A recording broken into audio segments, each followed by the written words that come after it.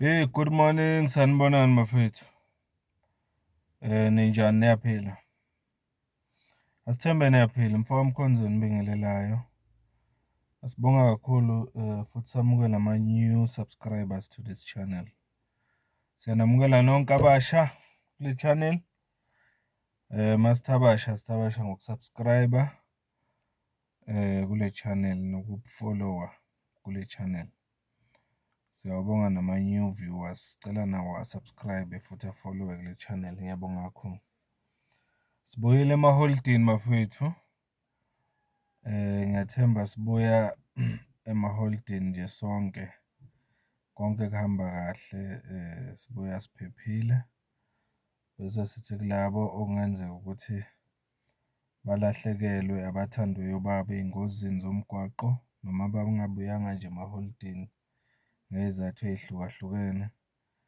Sithi madudu kini nonke. Sedlulisa nje amazwi enduduzo kini nonke. Sithi kuzodlula. Siyabonga kakhulu bafethu.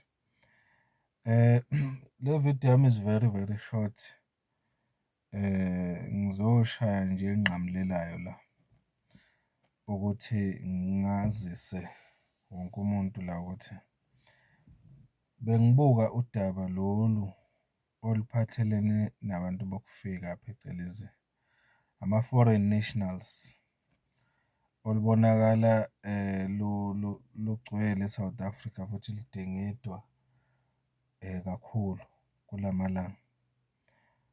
Sizwile-ke no-SG we-MK Party, unobhala wethu ubaba uSibonelo Nomvalo ekhuluma esho ukuthi i-MK Party imi kuphi odabeni lwabokufika noma odabeni lwama-foreigners. Kubeke kwacaca-ke ukuthi i-MK Party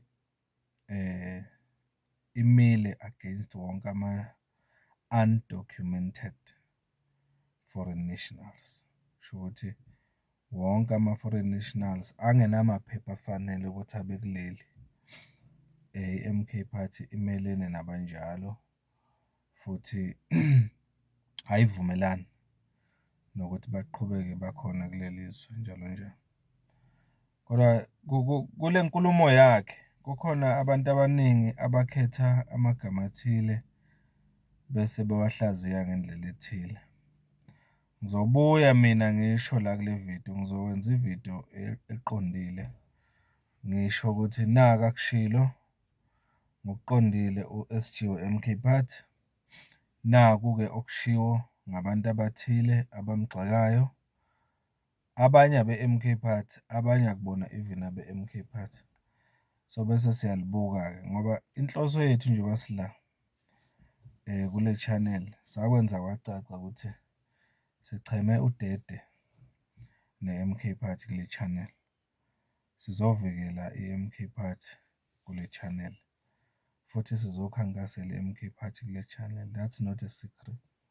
So ingakho ngithi ngizoyenza ividiyo namhlanje ngichaze lokhu mina engikuzwile okushiwo u-SG we-MK Party bese ngiveza ukuthi kusho ukuthini lokhu ngendlela engikuhlaziya ngayo mina. Ngoba nabanye bamlalele base behlaziya ngendlela yabo, nami ngizosho ukuthi mina ngimuzwa ngale ndlela and i-MK Party ngiyi-understand-a ngale ndlela kulo daba lwabokufika. Yilokho engizokwenza namhlanje bafethu. Sizoluxoxa lolu daba lolu lwabokufika.